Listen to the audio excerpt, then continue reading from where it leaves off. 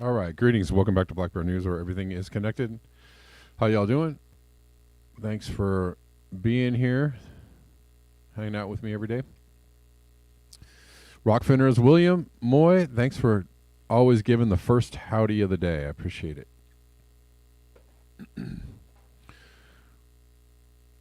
William is here, has been here consistently. The first commenter on Rockfin every day for I can't even count how long, maybe a few years now. Anyways, thanks for hanging out. We're live on Callin. We're live on Rockfin. We're live on YouTube.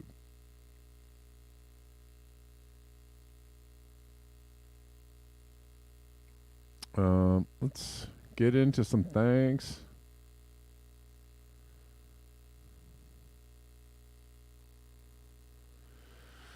Yeah.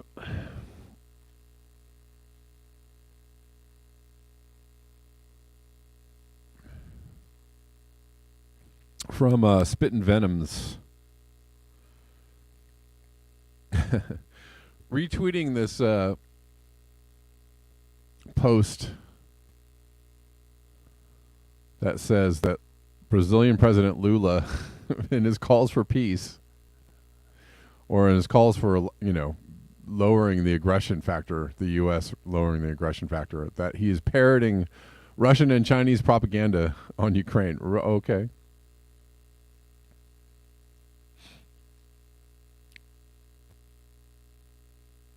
He's parroting what? Okay.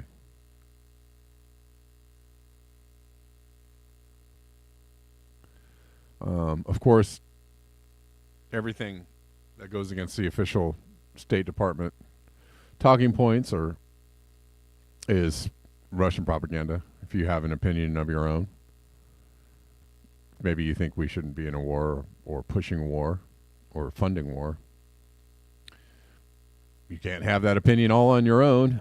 It must come from somewhere. It comes from people repeating what the State Department and the Biden administration and the military-industrial complex want you to repeat. Helped along by people like Slava, who shows up in the chats once in a while. He's not here speaking, but didn't necessarily mean to call him into existence. But yeah, those people show up all the time to try and help reinforce the narrative. White House says that Brazil is parroting Russian and Chinese propaganda. Okay. It couldn't possibly be that somebody else is parroting U.S. propaganda.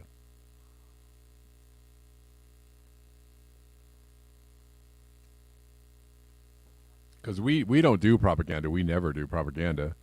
Of course not. We're just always telling the truth. Let's see. But I was watching actually a really good Jimmy Dore episode, and he said something very good. He was like, well, in other countries, they understand they're being, in China or Russia, they understand, in China and or in Soviet era Russia, they understood and they understand they're being propagandized. Like they know that the government is trying to push a particular lie that you are supposed to believe on the populace. And in the U.S., There are a lot of people who don't understand that. There are a lot of people that do understand that.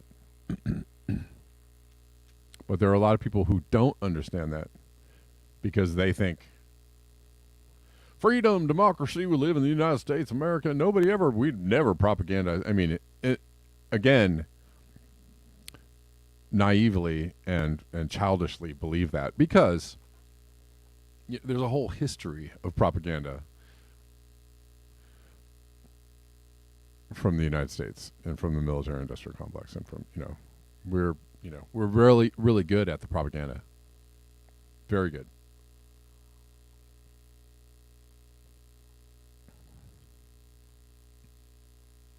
But people believe it, unfortunately. There's a sucker born every minute, and the people in control totally know that. They understand that. These suckers will believe anything we say if we couch it in the words democracy, freedom, fairness, equity, sustainability, blah, blah, blah, blah. Oh, we would never do that. These are just good people just trying to do their best. Okay. Okay.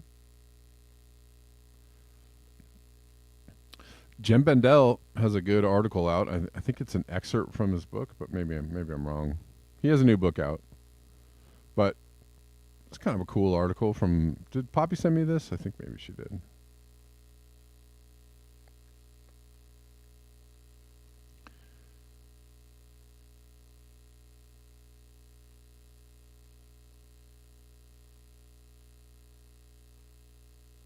Anyways, this article titled "I was wrong to conclude collapse is inevitable." Because when I was concluding that, it had already begun. I guess wasn't I talking about this? It's kind of in line with saying something about this yesterday.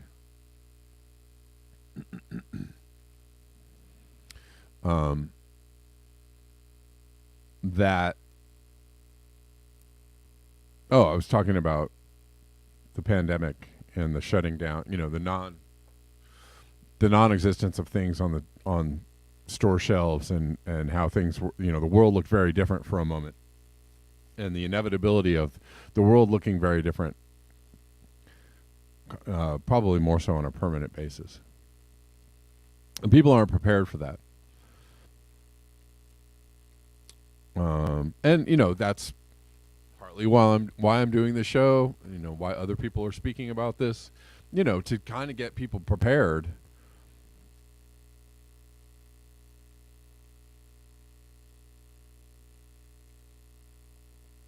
To get people prepared for the idea that things are going to look very different in the future. Most likely the near future. When I concluded that societal collapse is inevitable, nearly 5 years ago, it may have been one of the reasons my deep adaptation paper attracted unusual attention. Many people agreed and thanked me for expressing that conclusion publicly. They said it helped validate what they already felt, and so enabled their emotional processing and to change their lives accordingly. Other people chose a variety of ways to disagree.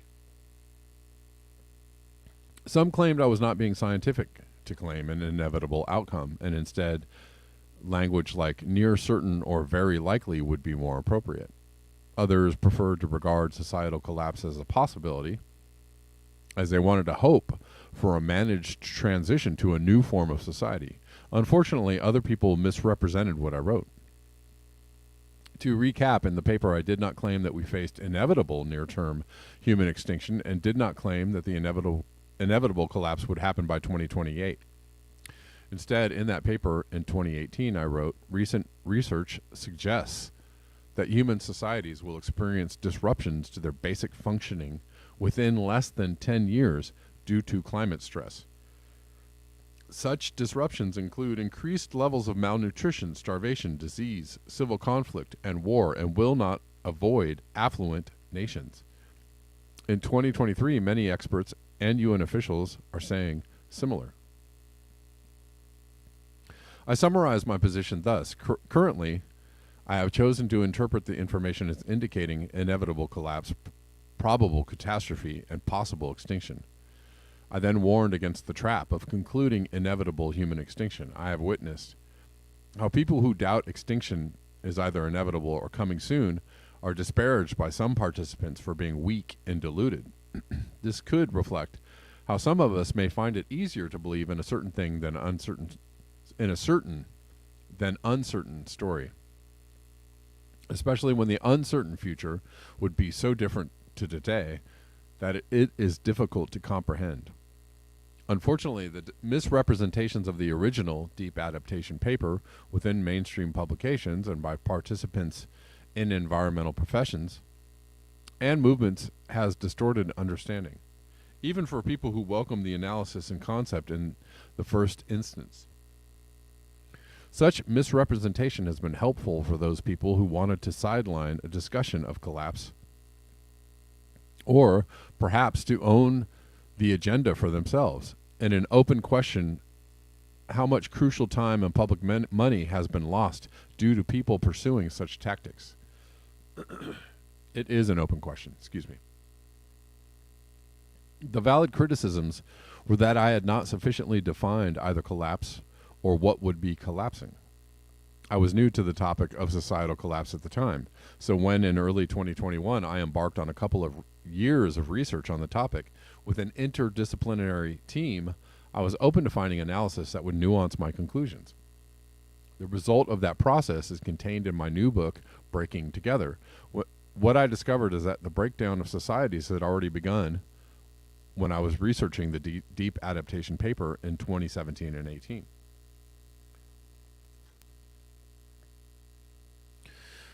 Collapse is a process, not an event, and because the changes already observed appear to be irreversible, collapse is a reasonable term to describe that process.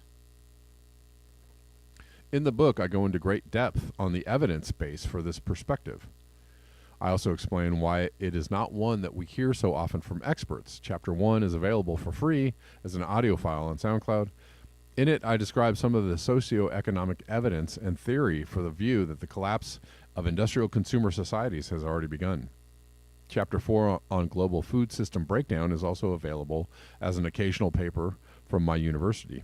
Commenting on it, Dr. Katja Hujo from the UN Research Institute for Social Development notes, Jem Bendel's paper and forthcoming book is a wake-up call that our global food systems are approaching global breakdown due to a number of interlinked hard trends, from biophysical limits of food production and climate change to growing demand and the destructive implications of our profit-oriented capitalist system.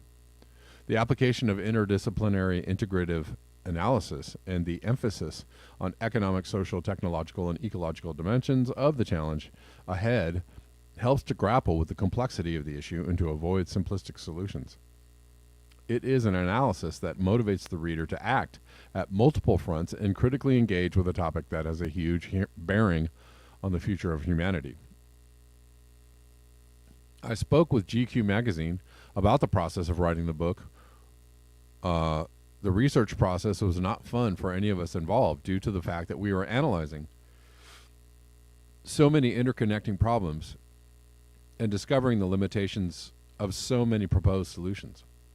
However, the second half of the book offers a positive way of making sense of this situation and celebrates the people who are responding creatively and courageously. I am hoping it will help more people to move into a post-doom mindset and experiment with different ways of living as a result. I will launch the paperback of Breaking Together in the UK, etc., etc. Anyways, he just talks about the book. Anyways.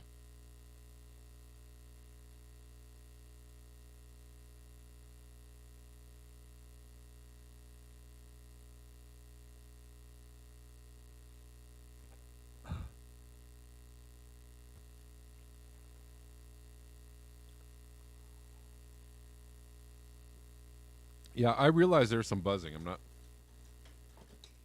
It's buzzing and not crackling, right?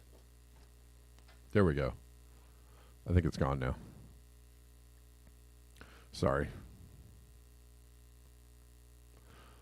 So, good stuff from Jem Bendel.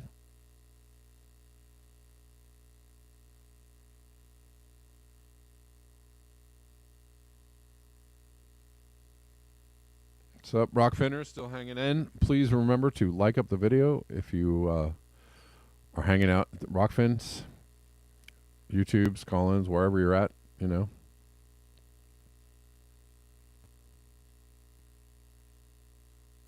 All right. Still buzzing? Oh, weird. I don't know. Well, I'm not sure.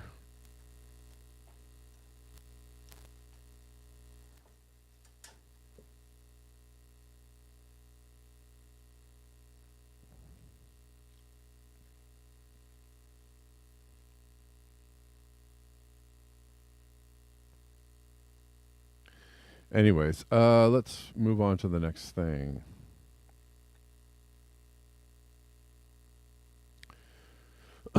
Another one from Poppy about flash droughts. I saw actually a few people talking about this. This came to me from a couple of points on Twitter. Flash droughts are growing increasingly common.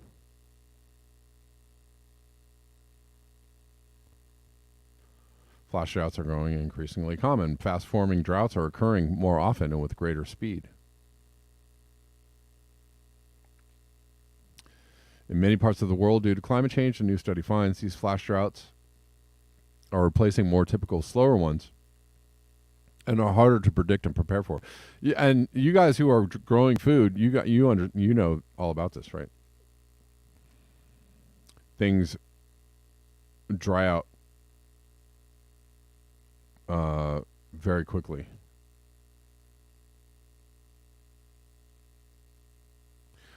There is ground on my power, but I don't know. I think I have some wires crossed somewhere. I can't really get up to play with it at the moment. It's going to have to be a feature for a moment.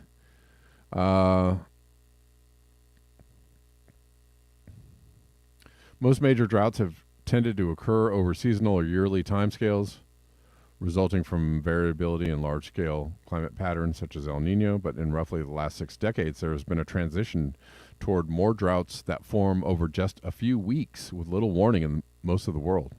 Huh. Interesting. The finding has massive implications for ecosystem conservation and agricultural management. This is Christine O'Connell, an ecosystem ecologist at Macalester College in St. Paul, Minnesota. Will some species of plants be less able to survive a trend towards flash droughts? What would that mean for biodiversity or the amount of carbon stored in an ecosystem? Some flash droughts develop into seasonal ones. Yet even those that do not can cause significant damage to agriculture and contribute to other extreme weather events such as wildfires and heat waves. In the summer of 2012, a severe flash drought across the United States caused over $30 billion in damages.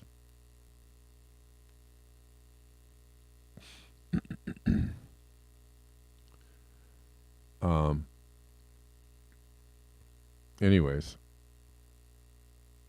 by comparing climate models that included or omitted factors like greenhouse gases, the researchers found that human-induced climate change is a major influence on the global trends. These patterns intensify under higher emission scenarios, and the onset speed for droughts also increases. Directly linked. That's interesting. All right. Thanks, Osama. I appreciate it.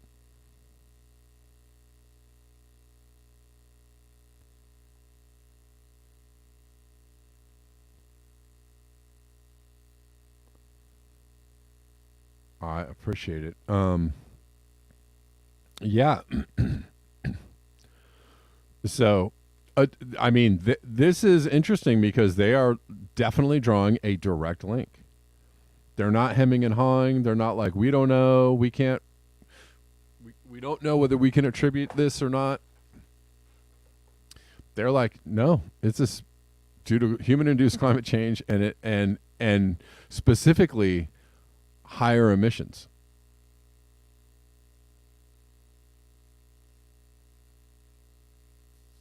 As the world continues to warm, causing more evapotranspiration and less rainfall, flash drought frequency is expected to continue to rise, the researchers say.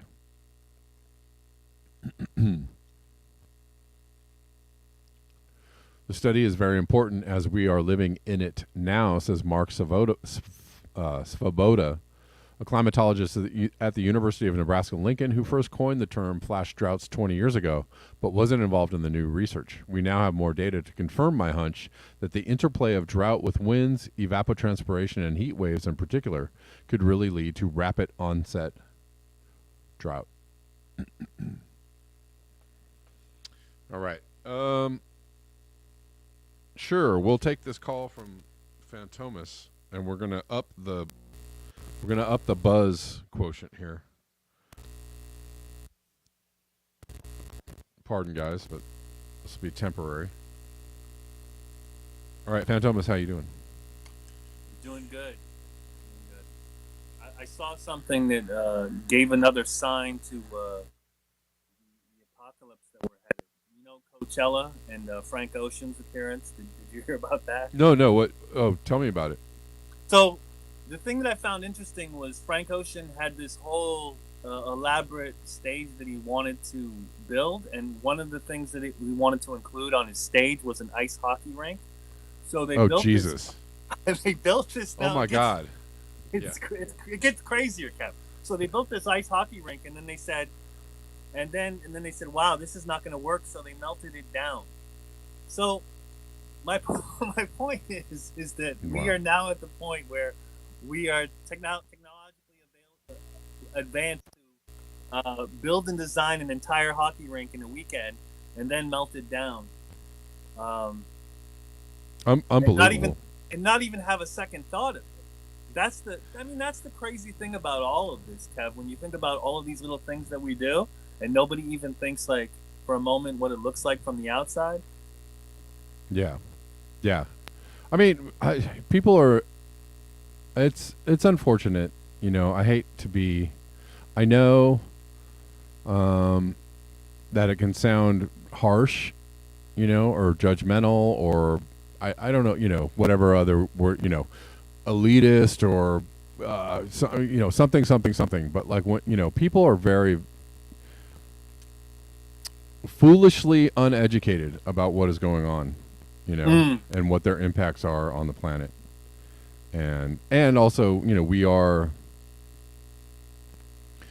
you know, people are inherently, you know, tend to skew towards optimistic about humans, right? Or thinking that, you know, everything is cool, everything is awesome, it's never been better, technology is great, there's really nothing too bad going on in the world, we can just keep going, you know, whatever. And anything that you could possibly do in the pursuit of your dreams and your money is completely on the table, right? Anything you want to do, it is achievable, possible, and I don't, you know, nobody gives a care to the disgusting like amount of waste and destruction that people might create in achieving and doing whatever it is they want to do because they can do it. I mean, that's the other thing. The other thing that I noticed was the extravagant waste of lights in the desert for doing a light show, especially if you're a DJ and you don't have a band. You have to compensate to give people a spectacle of something, especially if you're using backing tracks or whatever. Mm-hmm. So, I mean, the light show that they would have on in the desert, I just kept thinking, wow, imagine like the wattage, the water that was used at this festival, just all the different elements that you would have to make the show like this. Yeah, and then what about the light pollution? I mean, that might be affecting like, you know, we just don't think about it, but it might be affecting animals. Might be affecting, you know, right? I just saw an article about light pollution causes birds to fly into buildings. They get confused. And that's one of the theories on why so many birds are flying to their death into buildings. And so they're beginning to understand this, and so certain companies or owners of buildings are lowering their lights at night or there's an understanding of light pollution, and so some cities, some corporations, some companies, some places are beginning to lower their light pollution output, because they understand that it causes negative consequences on the biosphere. But yeah, but it's I live in LA where this is like La La Land. It's the land of Hollywood, and even though there's a lot of progressive thinking in those circles, the waste, it still doesn't matter. It's like, oh, we got to shoot a movie, so we're gonna. It doesn't matter like how many trucks you need to bring out and how much equipment and generators and food and right, and just whatever it takes, right? It's just it's incredibly, and if you think about movies that are filmed overseas or in other locations, all flying everybody there and putting people up for weeks or months on end. It's just expensive, whatever the cost, expense, consequences be damned. Just like building an ice rink and then melting it down because it's not going to work out. So, I mean, Jesus. So the reason why I bring that up, I have a point to saying all of this is it's a parallel of things that we spend so much time on fleeting things like a festival, or a light show, or somebody making a mistake, or whatever it is, the celebrity news of the day. But someone's life, Ahmad Jamal passed this weekend. Right, I saw 92 years old. Yeah. One of the most phenomenal pianists in more of him 10 seconds on the news, Yeah. See, this is my point. He gave people around the world. This is called this is not how we should invest. He gave an investment of people of joy and peace and tranquility and entertainment and just a life. He gave them his life for this music, and then the fact that we immediately rush to something that's so fleeting is so telling for all of us. Yeah. It's weird. I mean, and we're just in an age of just extravagance, opulence, and just whatever it takes, whatever we need to do. I mean, it's all. I love music, and I think music festivals are really cool and fun and all that. But if you think about the amount of like destruction and waste in something like a Coachella, and if you think about, it's like people have no problem saying, "What about all these elites that fly all their planes to the Davos?" But nobody's talking about, what about all these celebrities that are flying their planes to Coachella, or all the people that are flying in planes to Coachella, and all that, and all the garbage and all the massive amounts of filth and destruction and waste that goes into making something like that. It's lame. It's just like super, super duper lame. And that's not, you can't say anything about those people because, they're cool and they're not, calling them out would be weird, What are you? You're concerned about the planet? What kind of loser are you? No, I mean, fuck Coachella. Like, fuck those people and fuck all that shit. Like, sorry for my language. And I'll just close with this. I think the best light show is you just look up in the sky and see the stars, the moon, the sun, and the sky. Right. We're going to talk about another artificial light show in a second. Oh, okay. It's a weird one, but thanks for calling in. That's my cue to go. Thanks, man. All right, peace. Peace. All right.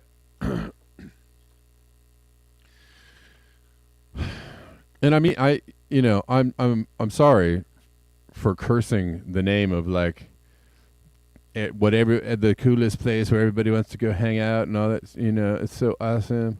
I mean, shoot, I'm a musician.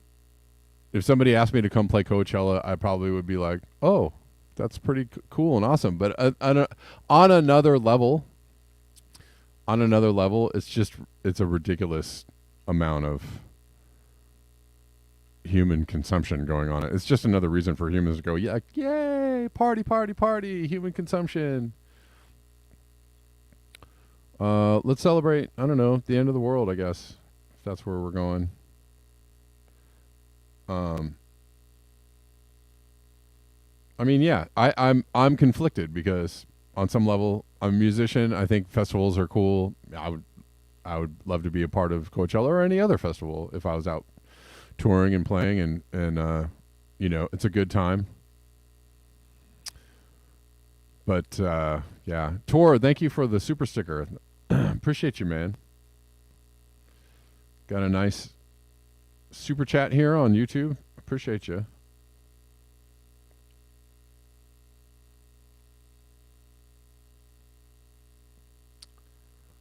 And yeah, I mean, like we could be spending time.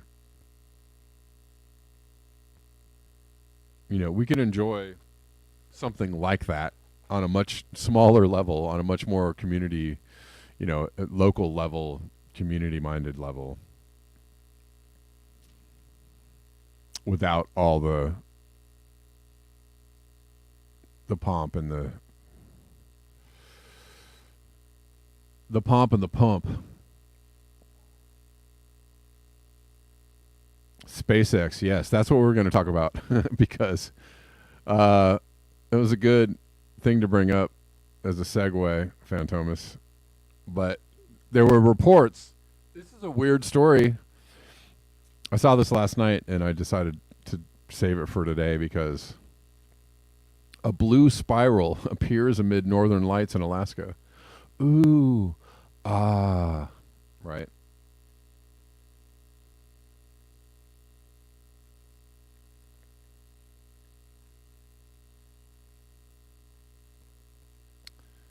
Yeah, and it's just one more comment on like the Coachella thing. But like, if you actually cared about climate change or thought about something like that, like you wouldn't even participate in that madness.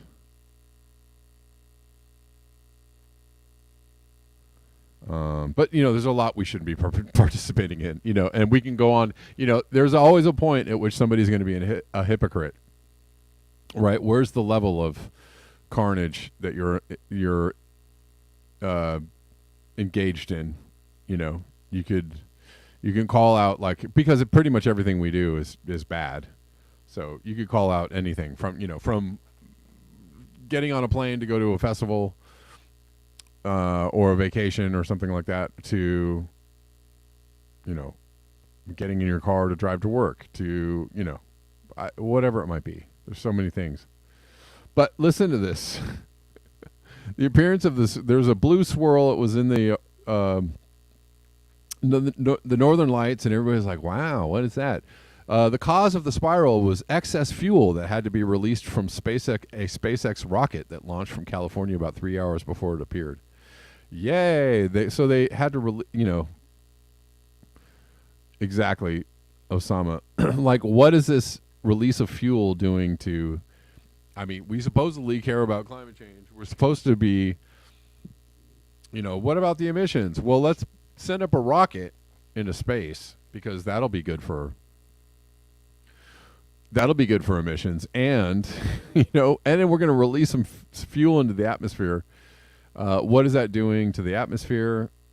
What's, I'm sure there's some scientists out there that are like, well, no, there's really no. It turns to ice, and there's really no long-term. Oh, okay. Are you sure about that? Sometimes rockets have fuel that needs to be jettisoned.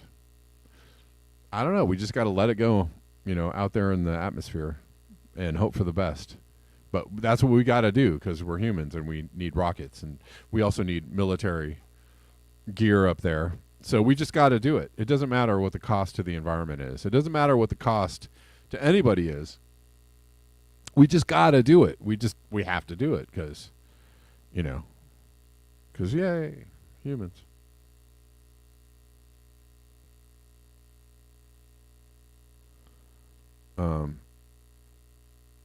Anyways, this is according to space physicist Don Hampton, a research associate professor at the University of Alaska Fairbanks Geophysical Institute. When they do that at high altitudes, the fuel turns into ice, he said, and if it happens to be in the sunlight, when you're in the darkness on the ground, you can see it as sort of a big cloud, and sometimes it's swirly. While not a common sight, Hampton said he's seen such occurrences about 3 times.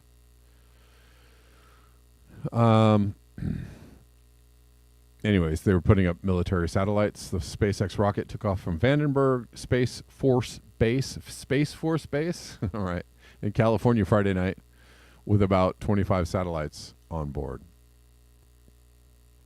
You notice we still have a Space Force, and nobody has a problem talking about the Space Force anymore, right? It's not stupid now that Trump's out of office. It's not stupid. It's just a thing. Space Force, of course, there's a Space Force.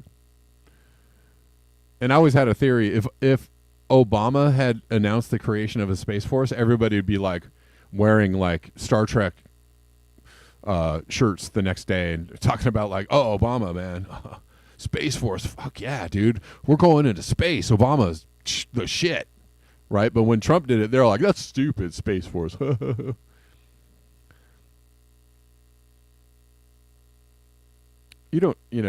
It just depends on who's doing it to make it like cool or not cool. All you have to know about Space Force is it's another arm of the military-industrial complex, and that it's eventually going to hurt you. So, directly or indirectly going to hurt you. That's all you need to know about it. So it is dumb. It is totally stupid. But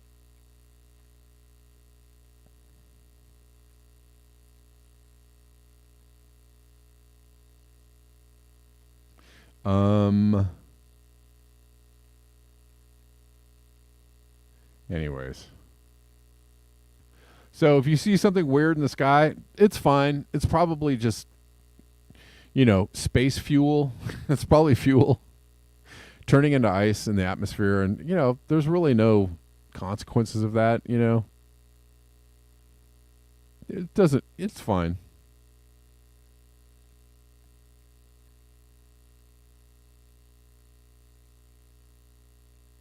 Anyways, that's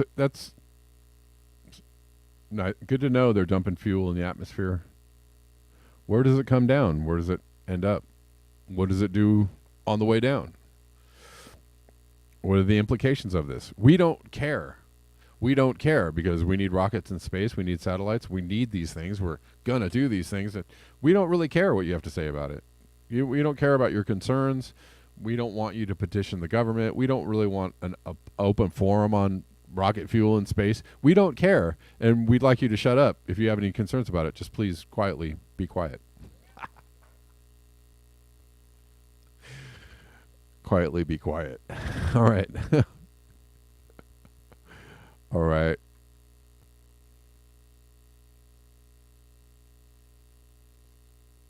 That was weird. I just saw a comment disappear on YouTube.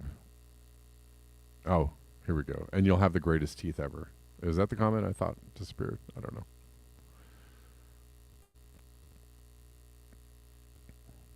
Yes, Drag-Eye, the USA military burns more oil and gas than any other organization, all to kill innocent humans and other creatures. Exactly.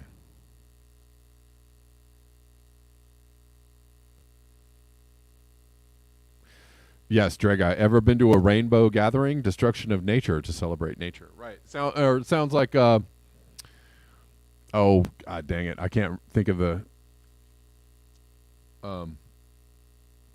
Burning Man, right? Oh, yeah. It's going to be so fucking rad. We're going to go to Burning Man, bro. Fucking do a lot of drugs, DJs, and lights, and light shows, and it's, it's all this stuff is humans just dragging their carcasses across the land, destroying everything in their path. Just sit your butt at home.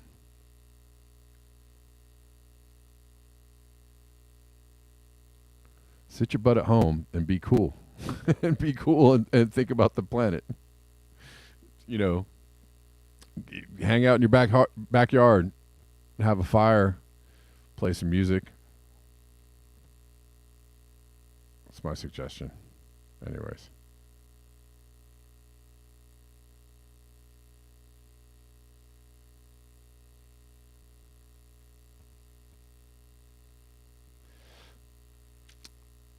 burners don't know how to stay at home.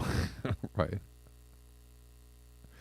I'm sorry if I'm being all negative to all the cool things that humans, but there's abundance, bro. Abundance.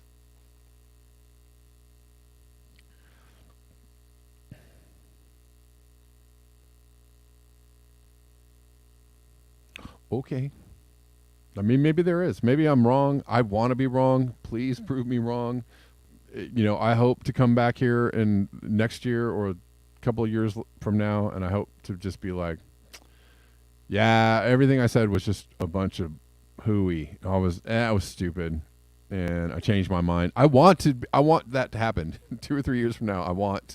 I'm wishing for the moment when I could be like, yeah, we're just abundant. Everything's abundant. We have enough of everything, and I was wrong. I was wrong in my calculations, and so were all the other people who calculated that there was gonna be an end. There was gonna be a boundary to abundance. There was gonna be a boundary to resources of the planet.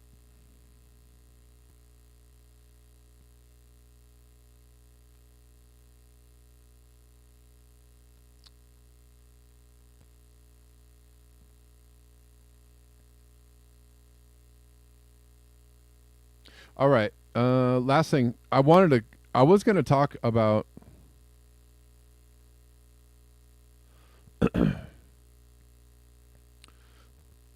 this other article I was reading about long-termism, but this kind of does the same, kind of has a bit of the same message, and maybe it might be a little more concise, meaning short than the other article I was going to read. Another offering from our tech overlords: a climate change solution without sacrifice. Which is what we all want, right? We want to fix climate change or be concerned about it or care about the planet, but we don't want to stop doing the things. We don't want to stop going to Burning Man or Coachella. We don't want to stop doing those things, because that would just be a little inconvenient. A climate change solution without sacrifice. My expectations are never disappointed when I read the news each day and find out that the solutions to the problems created by our modern technology are to be found in more technology. We do not need to restructure our society, reduce our consumption, moderate our desires, or change our habits. Technology will solve our problems without us having to make any substantial change in our way of life. The breathless coverage of a university-based startup company that will draw carbon dioxide out of the ocean. Whoa. I hope it works out. I want it to work out. Thereby making room for more carbon dioxide from the air to be absorbed may convince you that we can all sit back and let our tech overlords solve climate change. But if you read to the very bottom of the article, you will find out that there is one important sticking point. It's an energy-intensive process, and the energy must come from somewhere. The company says it will produce hydrogen as a byproduct, which will cover about half of the energy needs. What about the other half? Well, I suppose they could just use renewable resources or sources, but that would seriously limit the scale of this technology because of the lack of available renewable energy in many locales and its low market penetration to date. According to the Our World in Energy site, using data from BP's Statistical Review of World Energy, less than 3% of the world's energy comes from wind. Only 1.65% is solar. That's small. That's a tiny percent. Only 0.7% is biofuels. And we don't want biofuels, by the way. We don't want them. Even if you add nuclear, which is non-renewable, nuclear makes up only 4.3% of the world energy. And this is not to mention other demands on these sources of energy.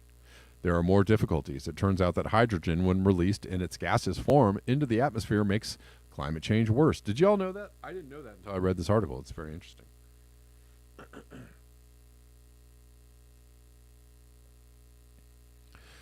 And hydrogen is notorious for leaking from just about anything you can put it in, partly because it's a gas, and mostly because it is the smallest molecule in the universe, which makes it easier for hydrogen to get around other molecules trying to block it. Here's the explanation for why hydrogen aggravates global warming. Hydrogen has an indirect global warming effect by extending the lifetime of other GHGs. Certain GHGs, such as methane, ozone, and water vapor, are gradually neutralized by reacting with hydroxide radicals in the atmosphere. When H2 reaches the atmosphere, however, the H2 molecule reacts with the OH instead, depleting atmospheric OH levels and delaying the neutralization of the GHGs. So that's what hydrogen does when it gets to the atmosphere. Depleting atmospheric OH levels and delaying the neutralization of GHGs, which effectively increases the lifetime of these GHGs. Did you know that? I didn't know that.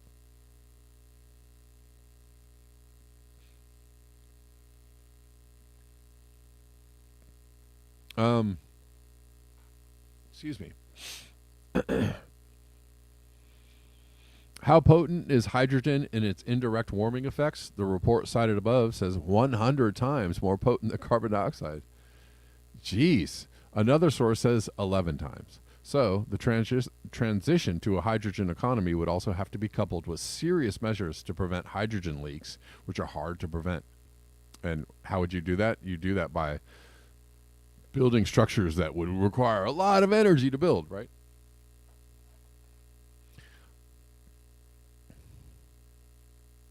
All these clean technologies, they require a lot of energy. It means they're not clean. So, in fact, in most applications involving liquid hydrogen, which is the form in which it is normally stored and transported, it is expected that about 1% of it will boil off and escape each day. Proponents say even with leaks, burning hydrogen will be far better than burning carbon fuels, but that's assuming that you make hydrogen fuel without burning carbon fuels. Remember, there are no hydrogen reservoirs. If we want to separate it from water molecules through hydrolysis, it takes a considerable amount of energy, more than we get back by burning the hydrogen. That means that under current technology, hydrogen is not an energy source, only an energy carrier. Another common way to obtain hydrogen is to strip it from natural gas, which of course is not a sustainable or climate-friendly way to make it. I do not doubt the sincerity of the people behind extracting carbon dioxide from seawater. The oceans are believed to have absorbed about 1/3 of all human-made carbon dioxide emitted to date. Theoretically, it seems to make sense to extract that carbon dioxide in order to make room for more atmospheric carbon dioxide to dissolve in the oceans. But of course, what makes even more sense is to stop emitting carbon dioxide into the air. But human societies continue to increase carbon emissions to the atmosphere. Our tech overlords, whether cynical or sincere, do not want anything to interrupt their ability to profit from the introduction of more and more technology. I have previously defined this group as follows. The tech overlords are a grab bag technology companies, technology scientists, and inventors, a grab bag of. And technology investors and journalists who have bewitched the modern world through inventions that speed up our daily lives without necessarily making them better. The tech overlords purport to know how to feed the world, end poverty, empower the individual, solve climate change, colonize other planets. And the key to these feats is, of course, more and newer technology. But as I said in the same piece, grand techno-utopian visions of the future are just tricks to make us think that humans know more than they do and that they are experts who know so much more than the rest of us that we should just leave everything to them. I do not think we can wait for our tech overlords to solve our problems. In fact, I believe their kind of thinking only perpetuates them. All right, that's good stuff from Kurt Cobb. All right, guys. That's going to do it for me. I am going to sign off here. Thanks for hanging out with me every day on these internets. And thanks for all the people that support the channel. in whatever way you do that, by donating, viewing, liking, etc. Buymeacoffee.com/BlackBearNews is a great way to support the channel.